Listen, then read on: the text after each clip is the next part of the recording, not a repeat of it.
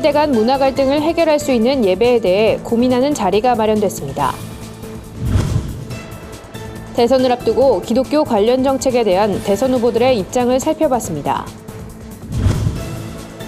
주요 대선 후보들의 통일 대북 정책은 무엇인지 알아봤습니다. 명성교회가 속한 노회에서 정기노회가 열려 관심이 집중됐지만 명성교회 합병 문제는 다루지 않았습니다.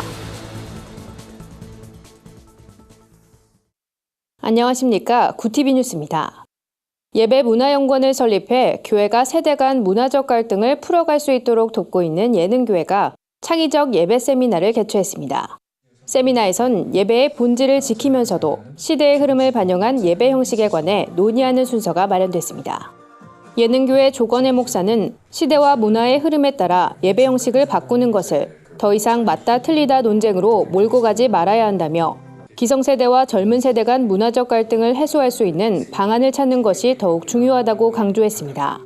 이어 조 목사는 두 세대 간 문화적 갈등은 예배 음악에서 오는 경우가 많다며 다양한 음악의 시도, 악기의 변화, 성가대와 찬양팀의 협력, 찬송가와 경배송 배합 등을 적용한 통합적 예배를 제안했습니다.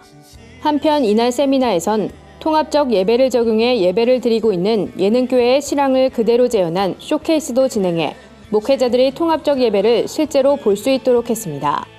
이와 함께 예능교회 예배 큐시트, 장년을 위한 찬송가 편곡 자료 등을 함께 제공해 참석자들의 이해를 도왔습니다.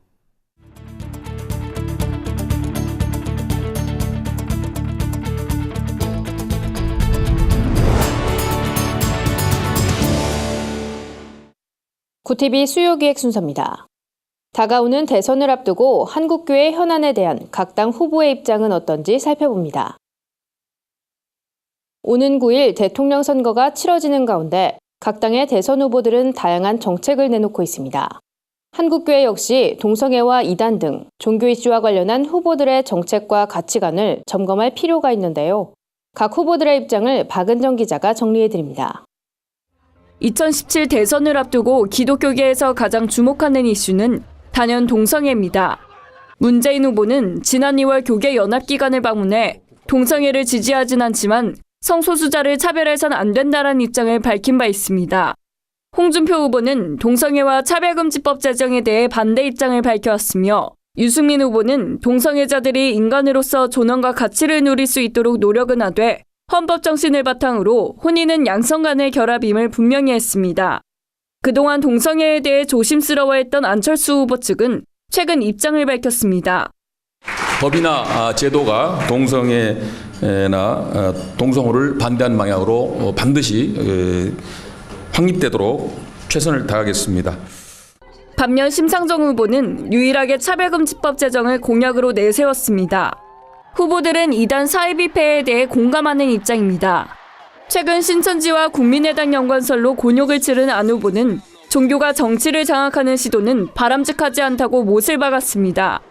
문 후보는 국민화합 차원이 아닌 종교와 정치권의 상호 간섭은 바람직하지 않다고 답했고 유 후보는 반사회적 사이비 집단으로 인해 사회적 갈등이 자주 일어나는 만큼 문제 해결 방안을 검토하겠다는 의견입니다. 이슬람에 대한 각 후보의 뚜렷한 입장은 없었습니다. 구티비가 각 정당의 기독교계 이슈에 대해 질의한 결과 답신을 보낸 더불어민주당은 산업 활성화와 관광 육성을 위한 외래 관광객의 다변화 정책은 어느 정도 필요하다며 이슬람 문화권 유입에 대해선 교계와 지속적으로 대화하겠다고 전했습니다. 또한 내년 시행을 앞두고 있는 종교인 과세에 대해선 주요 후보들은 사실상 유예 입장을 밝혔습니다.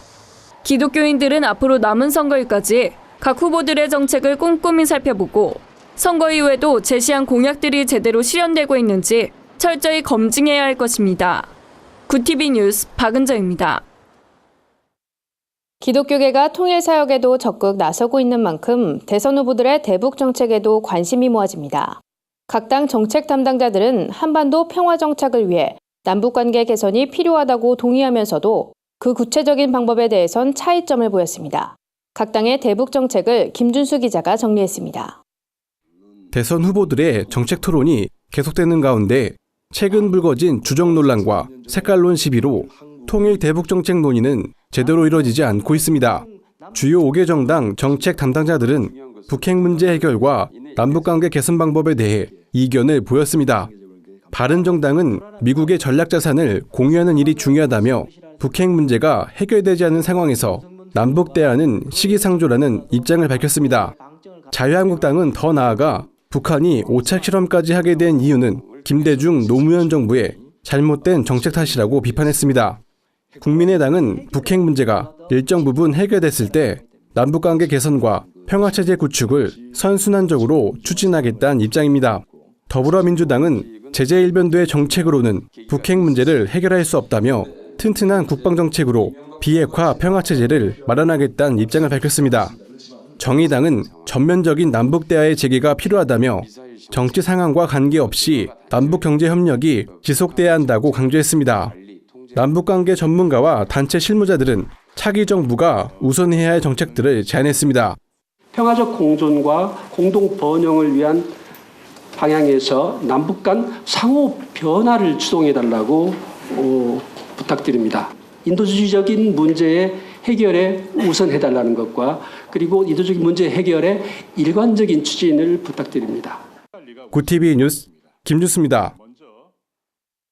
예장통합 동남노회가 개최한 정기노회에 관심이 집중됐습니다. 동남노회는 얼마 전 교회 합병이 가결된 명성교회가 속한 곳으로 이번 노회에서 이 문제를 다룰 것으로 예상됐습니다.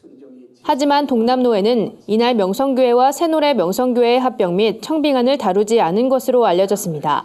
새노래 명성교회가 공동의회를 개최하지 않아 노회에 안건이 올라가지 않았기 때문입니다.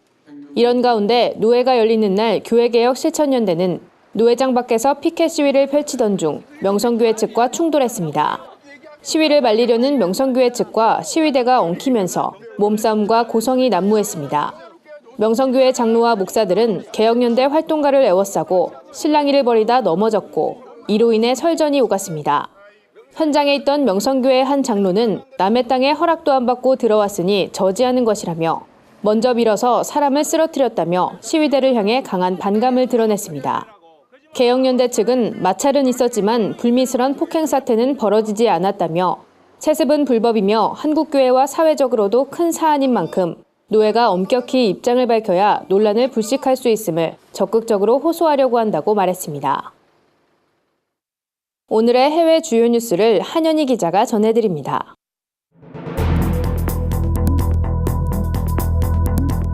구TV 월드와이드입니다. 세계 곳곳의 소식을 발빠르게 전해드립니다.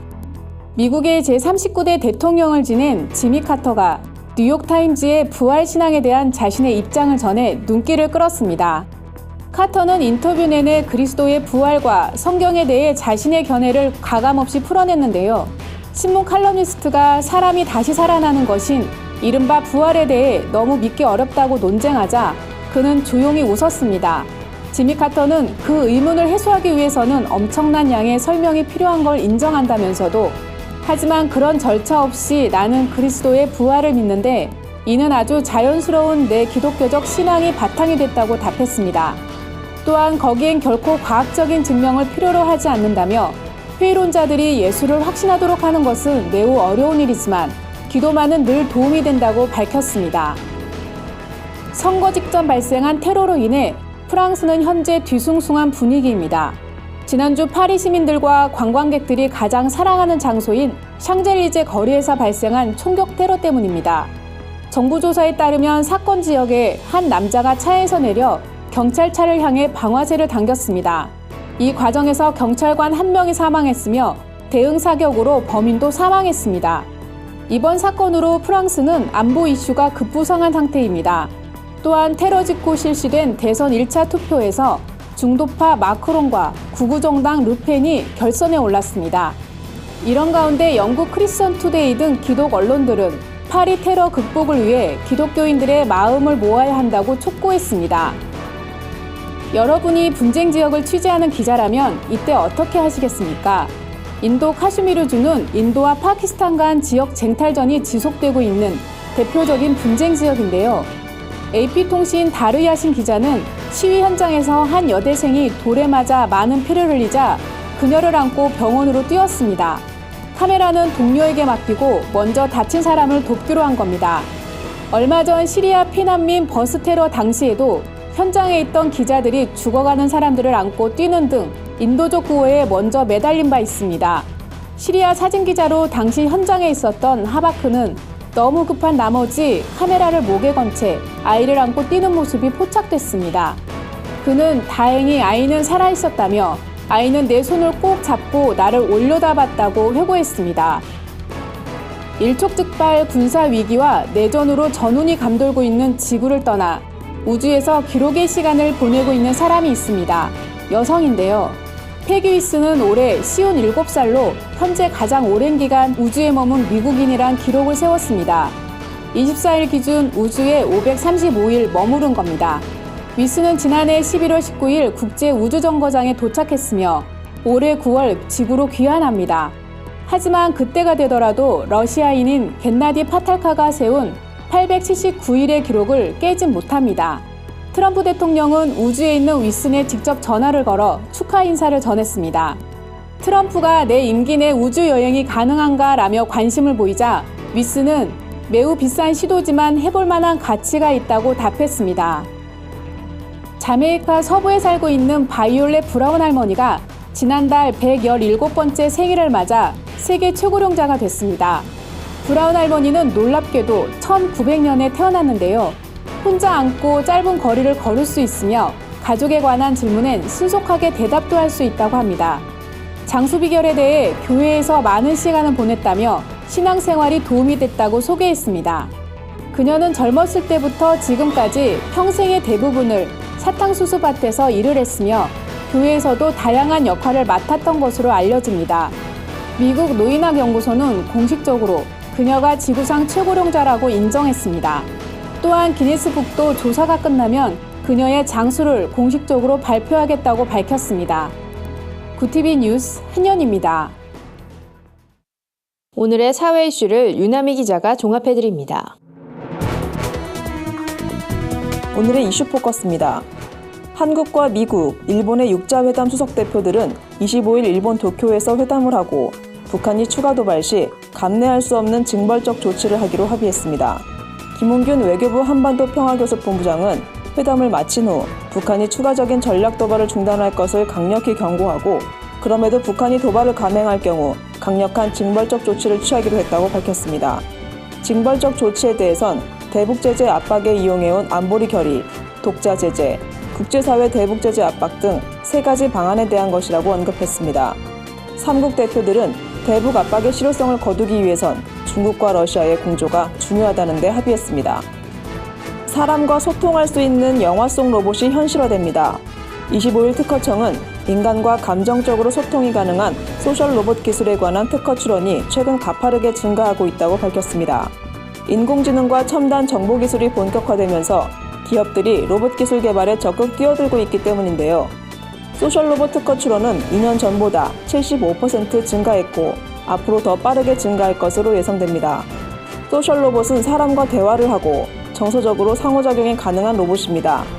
때문에 인구 고령화, 가족 해체 등 사회 문제에 대응하고 의료와 가사를 지원하는 등 복지 향상에 중요한 역할을 할 것으로 기대됩니다.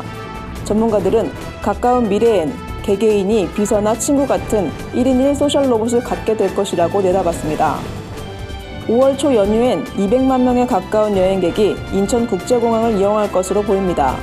인천국제공항공사는 이달 28일부터 대통령 선거일인 다음 달 9일까지 12일간 인천공항 이용 여객이 197만 명에 달할 것으로 예측했습니다. 이는 전년 같은 달보다 11% 증가한 수치로 하루 평균 여행객은 16만 4천여 명이 될 것으로 보입니다. 연휴 기간 여행객이 가장 많을 것으로 예상되는 날은 5월 7일입니다. 출발 여객은 석가탄신일인 3일이 가장 많고 대선 전날인 8일에도 7만 3천여 명이 해외로 출국할 예정입니다. 출국하는 국민이 투표를 미리 할 수 있도록 인천공항 여객터미널 3층엔 사전 투표소가 설치됩니다. 구티비 뉴스 윤하입니다. 주요 단신입니다. 한국기독교교회협의회가 중동과 아프리카 기독교인들을 대상으로 벌어진 테러에 대해 성명을 밝혔습니다. 교회협은 인종적, 종교적 정체성과 관계없이 무고한 민간인에 대한 테러 공격을 강력히 규탄한다며 비극적인 사건에 대해 유가족들의 위로와 치유를 빌며 가슴 깊은 연대를 표한다고 전했습니다. 교회 옆은 최근 테러를 당한 이집트 콥트 교회에 위로 서신을 보내기도 했습니다. 한국복음주의 신학회가 동성애와 동성결혼에 대한 한국복음주의 신학회 선언을 발표했습니다. 이들은 성경에선 구약과 신약 시대에도 동성애가 자행됐고 그 영향이 신구약 교회에 미쳤다며 성경이 동성애를 엄격히 금하고 있는 만큼 동성애를 인정할 수 없다고 밝혔습니다. 한국복음주의 신학회는 법리적 자문을 거쳐 더욱 구체화된 선언문을 발표할 예정입니다. 한국기독교 원로목회자 재단이 원로목회자 복지 증진을 위한 캠페인 출정식을 갖고 본격적인 행보를 시작했습니다. 이번 출정식은 원로목회자들을 위한 생활필수품과 쉼터, 사회활동 지원 등을 한국교회에 요청하기 위해 마련됐습니다. 한국복음주의협의회가 내달 12일 오전 7시 서울 광진구 한국중앙교회에서 내가 사랑하는 어린이들을 주제로 원래 조찬기도회 및 발표회를 개최합니다. 발표회엔 한국중앙교회 임석순 목사, 성락성결교회 지영은 목사, 한복협 김명혁 회장 등이 발제하며 한국교회 어린이 사역의 중요성을 논의할 예정입니다. 이상으로 뉴스를 마칩니다. 구티비 뉴스는 인터넷 신문 데일리 굿뉴스를 통해서도 보실 수 있습니다. 시청해주신 여러분 고맙습니다.